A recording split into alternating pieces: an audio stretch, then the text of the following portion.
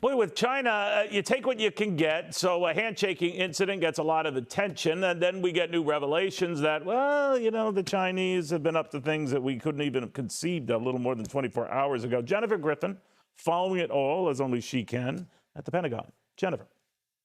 Neil, the handshake heard around the world followed a snub by the Chinese defense minister after a request by Defense Secretary Lloyd Austin's team for him to have a meeting on the sidelines of the Shangri-La dialogue in Singapore was rebuffed. A senior U.S. defense official, however, said, quote, "A handshake at dinner is no substitute for sitting down and having a meaningful exchange. The next time they see each other, it should be for serious and substantive dialogue."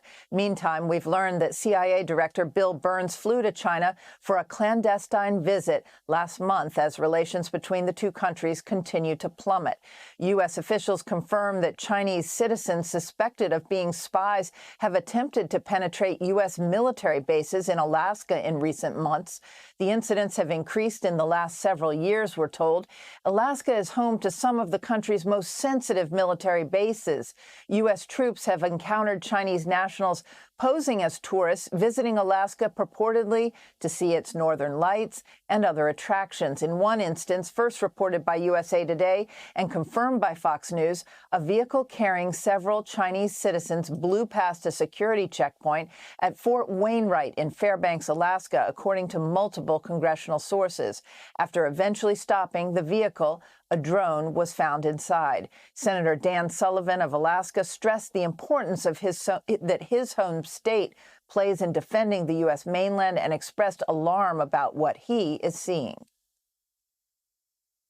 Chinese spy balloon, Russian Bear bombers, or this new reporting of suspected Chinese spies in Alaska. This is another wake-up call that we are in a new era of authoritarian aggression led by the dictators in China and Russia. The FBI Director Christopher Wray says the FBI opens a new Chinese government espionage case in the U.S. every 12 hours. Neil?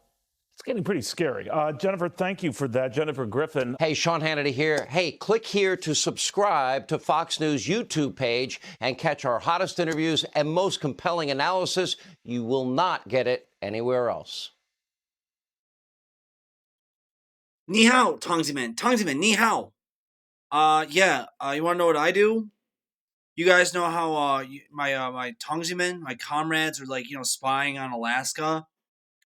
You know how those Chinese spies are going to Alaska and they're saying they're tourists, allegedly, according to the American media.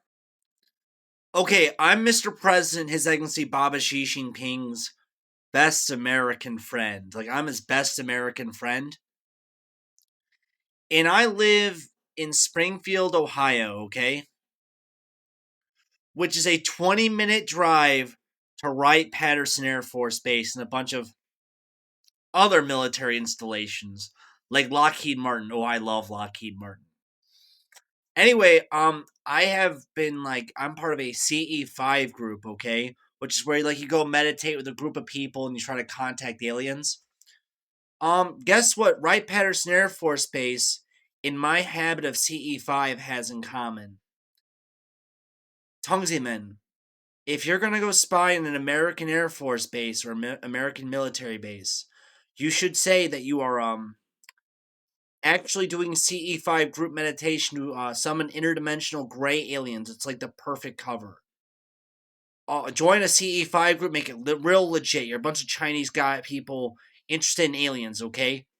And don't be tourists, be like ufologists who want to break into a base and see if you got UFOs and aliens and free the aliens.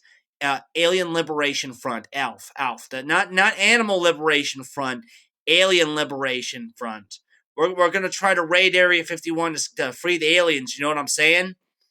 Anyway, I got Lockheed Martin because my cousin's the director of Lockheed Martin Skunk Works, and her father's the most prolific NASA astronaut who had led the Challenger investigation.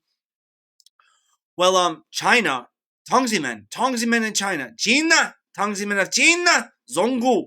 It's your Prince Aaron Ziegler. I'm good friends with Princess Xi Mingzi. Lockheed Martin confirmed Project Bluebeam to my face. and that gray aliens will probably get involved in World War III to neutralize the nuclear weapons, which is why the Americans are trying to get this with the Chinese to like false flag an alien invasion that like they're attacking us when all they want to do is neutralize the nuclear weapons. No, this is really going to happen. We already know first contact happens when China goes to reunify Taiwan with the mainland. I told this to Princess Xi Mingxi's body double in 2017. I'm your best guy. I would never lie to you, China. I would never lie to you. And I love you more than anything. Oh, yeah. Project Bluebeam is going to happen during World War III. False flag alien invasion when we go nuclear. Bye-bye, though. The U.S. Air Force is warning more than 1 million people not to try and raid Area 51. The Facebook page Storm Area 51 was actually started as a joke, but now officials are growing worried that people will start to follow through. Yeah, it was almost exactly 5 years ago. A tour bus carrying visitors to the edge of the top secret military base crossed that line. The I-Team's George Knapp put this story together then about how serious the military is about its boundary. In the 25 years since our reports first put the once unknown base on the map, tens of thousands of curious people have trekked out to the desert to take a peek. A few have tried to slip into the base and were quickly scooped up. As far as we know, this is the first intrusion caught entirely on video, and it nearly caused a shutdown of the regular tours. Look at how bright it's getting. Look at it now. Area 51's years in obscurity ended in 1989 when news reports about classified projects at the Nevada base set off a stampede of UFO seekers, aviation watchers, and media. The base is still a favored location for classified military projects, so security is justifiably tight. Motion detectors, high-tech cameras, the ominous camo dudes, and warning signs which declare deadly force is authorized. The signs themselves have become photo ops, the money shot for guided outings like those operated for 15 years by Adventure Tours. That in last August, that CIA finally declared that it was a legitimate area military. Some of them are just curious. They don't know what it's about. Other people believe that they've been abducted. Other people believe they are actually aliens and they want to go out there to hopefully get back home.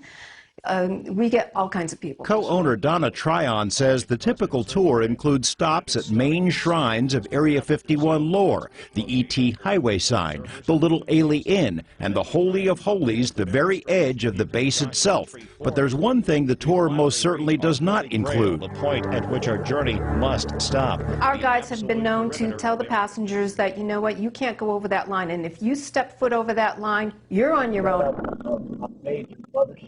But on May 28, it happened to driver Dennis Ryan and his 4 passengers, all of it recorded inside and out. The video shows Ryan and group having a good time, zipping toward the edge of Area 51. At precisely the wrong moment, one of the tourists asked Ryan a question about sports books. It was just enough of a distraction that he blew right past the warning signs and kept on going. After 45 seconds or so, Ryan started looking around, wondering where the camo dudes were. Was it a white? Less than 2 minutes after crossing the boundary, the passengers inform Ryan that the white truck is right on their tail. I can't believe it. I cannot believe it. Both on each side of the vehicle, there's a gentleman that in full military garb gets out. The one on the passenger side, he had a full automatic rifle. What'd they say? You went over the line. You went over the line, that you are trespassing on military installation. Inside the vehicle, the tourists, a couple from the UK and a mother and son from the East Coast, thought it was all part of the tour, actors playing their parts. Well, we're going to let your company know that you took us the extra mile, that you put us into the situation, and they were just as much, they thought it was part of the whole process. But they soon learned it was no act. After Lincoln County deputies arrived, the driver and passengers were pulled out, cited for trespassing, and given court dates. The projected fine, $650 apiece, and a misdemeanor conviction. This is absolutely unacceptable. Co-owner Will Tryon contacted Lincoln County DA Dan Hoagie and tried to get the out-of-state passengers off the hook. We were afraid that